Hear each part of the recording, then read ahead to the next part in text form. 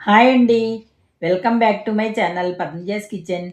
ఈరోజు స్వచ్ఛమైన గేదె పాలతో జున్ను ఎలా తయారు చేయాలో చూద్దాం రండి. జున్ను అంటే అందరూ ఇష్టపడతారు. జున్ను పాలను ఒక్కో ప్రాంతంలో ఒక్కో రకంగా చేసుకుంటారండి. ఒక్కసారి మీరు ఈ మెథడ్లో చేసి చూడండి, చాలా రుచిగా ఉంటుంది. ఇప్పుడు దీని ప్రాసెస్ ఎలాగో చూద్దామా. జున్ను కోసం నేను 1 గ్లాసు జున్ను పాలు తీసుకుంటున్నానండి. ఇవి మొదటి రోజు జున్ను పాలు కాబట్టి 1 గ్లాసు జున్ను పాలకు 2 గ్లాసుల మామూలు పాలు తీసుకోండి. జున్ను పాలల్లో కలపడానికి తీసుకునే మామూలు పాలు కాయకుండా పచ్చి పాలే తీసుకోండి. జున్ను మీకు గట్టిగా వద్దనుకుంటే ఇంకో గ్లాసు పాలు కూడా కలుపుకోవచ్చండి. రెండవ రోజు జున్ను పాలైతే 1 గ్లాసు జున్ను పాలకు 1 గ్లాసు మామూలు పాలు మాత్రమే తీసుకోండి. ఇప్పుడు జున్ను కోసం బెల్లాన్ని సన్నగా తరిగి పెట్టుకోండి.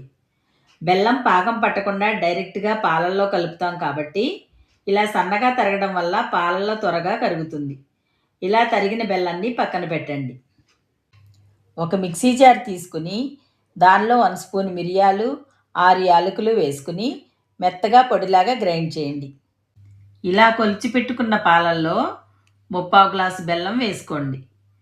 మనం ఏ గ్లాస్తో పాలు కొలిచామో అదే గ్లాస్తో 3/4 గ్లాసు బెల్లం వేసుకోండి.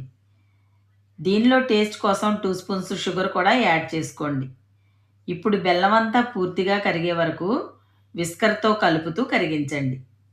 ఇలా బెల్లం పూర్తిగా కరిగిన తర్వాత పాలను ఫిల్టర్ సహాయంతో ఫిల్టర్ చేసుకోండి. ఇలా ఫిల్టర్ చేయడం వల్ల బెల్లంలో ఏదైనా డస్ట్ ఉంటే పోతుందండి. ఫిల్టర్ చేసిన పాలల్లో ముందుగా గ్రైండ్ చేసిన మిరియాలు, యాలకుల పొడిని వేసుకుని అంతా పాలల్లో కలిసేటట్టు బాగా కలపండి. నాకైతే స్వీట్ కరెక్ట్గా సరిపోయిందండి. మీ టేస్ట్ని బట్టి స్వీట్ని అడ్జస్ట్ చేసుకోండి. ఇప్పుడు స్టవ్ పై ఒక గిన్నె పెట్టుకుని దానిలో 2 గ్లాసులు వాటర్ పోసుకుని దానిలో ఒక స్టాండ్ పెట్టుకోండి.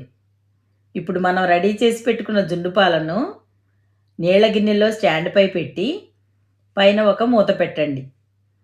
పెద్ద గిన్నెపై కూడా ఒక మూతను పెట్టుకుని మంటను మీడియం ఫ్లేమ్లో పెట్టి 25 to 30 మినిట్స్ ఉడికించండి. 25 మినిట్స్లో పూర్తిగా ఉడికిపోయిందండి. మీరు ఉడికిందో లేదో చెక్ చేసుకోవాలంటే ఒక చాకుతో గుచ్చి చూస్తే చాకుకేమీ అంటలేదంటే ఉడికినట్టేనండి. ఇప్పుడు గిన్నెని దించి పక్కన పెట్టి చల్లారనివ్వండి. తర్వాత గిన్నె చుట్టుపక్కల నైఫ్తో స్క్రేప్ చేసుకుని ఒక ప్లేట్లో బోర్లించండి. బోర్లించిన గిన్నె పైన ఇలా ట్యాప్ చేయండి. ఇలా ట్యాప్ చేయటం వల్ల ఈజీగా విరిగిపోకుండా వస్తుందండి. అంతేనండి, ఎంతో రుచిగల జున్ను తయారైందండి. దీన్ని 2 అవర్స్ ఫ్రీజర్లో పెట్టుకుని తిన్నారంటే చాలా రుచిగా ఉంటుంది.